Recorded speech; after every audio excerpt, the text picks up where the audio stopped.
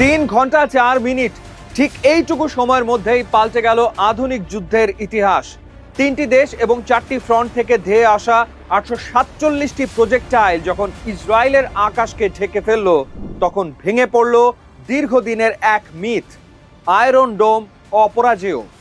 একে বলা হচ্ছে ওয়েভ 37, যেখানে ইন্টারসেপশন রেট বা লক্ষ্যভেদের ক্ষমতা 90% থেকে নেমে এসছে মাত্র 62%।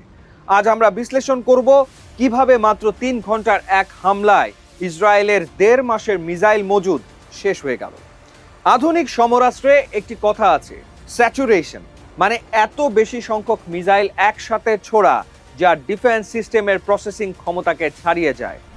847টি মিসাইল, রকেট এবং ড্রোন যখন অ্যারো, ডেভিড স্লিং এবং আয়রন ডোমকে একসাথে টার্গেট করলো, তখন সিস্টেমগুলো দ্বিধায় পড়ে যায়। গাণিতিক হিসেবটি ভয়ঙ্কর। একটি 3 ঘন্টার উইন্ডো ইসরায়েলের অভ্যন্তরীণ ইন্টারসেপ্টর উৎপাদনের 1.5 মাসের সমান মজুদ গিলে খেয়েছে। একে বলা হচ্ছে ডেপ্লিশন ম্যাথ বা মজুদের অবক্ষয়। এই আক্রমণটি ছিল একটি master class coordination. Lebanon, Yemen, Iraq এবং খোদ ইরানের ভূখণ্ড থেকে একসাথে হামলা চালানো হয়। কেন ইসরায়েলের সুরক্ষা কবচ 62% নেমে এলো? এর কারণ হলো ডিকয় বা নকল লক্ষ্যবস্তু। ইরান প্রথমে সস্তা ড্রোন এবং পুরনো রকেট পাঠিয়ে আয়রন ডোমের ইন্টারসেপ্টরগুলোকে খরচ করিয়ে দেয়। যখন আসল ব্যালিস্টিক এবং ক্রুজ মিসাইলগুলো আসে, তখন সিস্টেমের রিলোড করার সময় বা পর্যাপ্ত মিসাইল ছিল না। এটি কেবল হামলা নয়, এটি ছিল কমান্ড এবং কন্ট্রোল সিস্টেমকে অন্ধ করে দেওয়ার এক কৌশল। যুদ্ধের আরেকটি দিক হলো অর্থনীতি। একটি শাহেদ 136 ড্রোনের দাম মাত্র $20,000, অথচ এটি আকাশেই ধ্বংস করতে ইসরায়েলকে খরচ করতে হচ্ছে অন্তত $50,000 ইন্টারসেপ্টর। আর যদি সেটি ব্যালিস্টিক মিসাইল হয়, তবে খরচের অঙ্ক কয়েক মিলিয়ন ডলারে ঠেকে।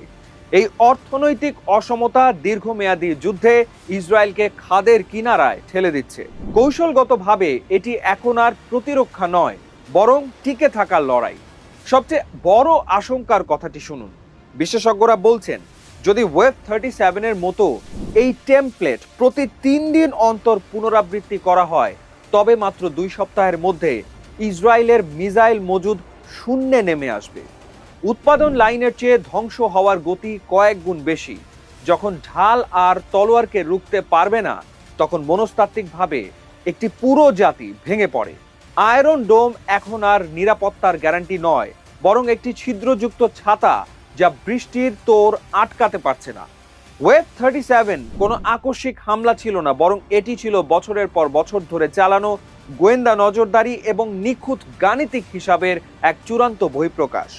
দীর্ঘ সময় ধরে ইরান এবং তার মিত্ররা ইসরায়েলের আকাশ প্রতিরক্ষা ব্যবস্থার ডেটা বা তথ্য সংগ্রহ করেছে। কখন রাডারগুলো ওভারলোড হয়, একটি ব্যাটারি রিলোড করতে কতটুকু সময় লাগে এবং একসাথে কয়টি লক্ষ্যবস্তু শনাক্ত করতে পারে। এই দীর্ঘ গবেষণার পর তারা এমন এক স্যাচুরেশন অ্যাটাক ডিজাইন করে, যেখানে ড্রোন, ক্রুজ মিসাইল এবং ব্যালিস্টিক মিসাইলকে এমনভাবে সিনক্রোনাইজ করা হয়েছে যেন সেগুলো ভিন্ন ভিন্ন গতিতে চললেও ঠিক একই সময় ইসরায়েলি আকাশে পৌঁছায়।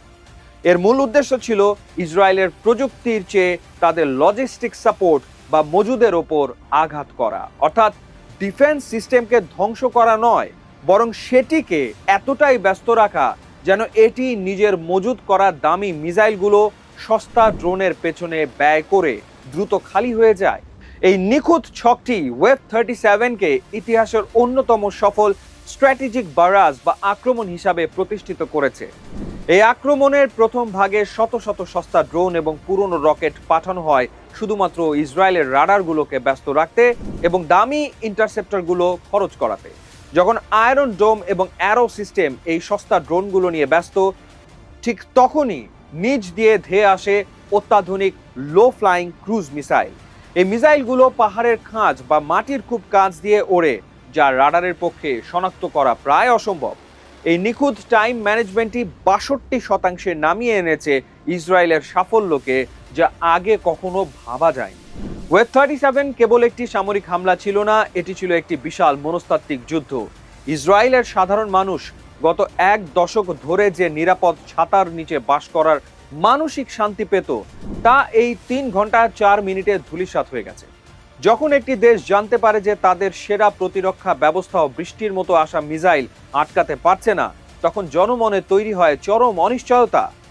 সমরবিদরা একে বলছেন ফিউচার অফ ওয়ারফেয়ার বা ভবিষ্যতের যুদ্ধ।